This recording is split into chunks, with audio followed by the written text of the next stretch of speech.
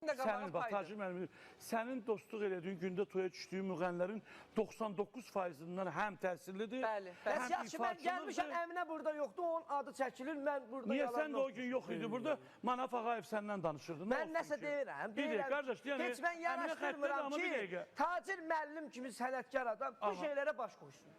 Bəs mən də gördün, gəldin, baş qoşmasın da, onsuz hamımız onu qəbul eləmişik şah. O adam sənətinin şahıdır. O demir ki, mən oturacam krisloda, mən şaham, mən nə bilim, vəzirlərim var, mən nəyim. Bu adamın sənəti şahdır. Biz onu o zirvədə görürük. Bu onu demək istəyir. Hə də biz görürük. Yəni bunu bizim əlimizə almaq olmaz ki. İnsanlar görür onu orada. Necə alın? Niyə görmüyor? Tacir müəllim də özü yaxşı bilir ki, kənardan keçənlər hər biri ona ilişir, söz atır.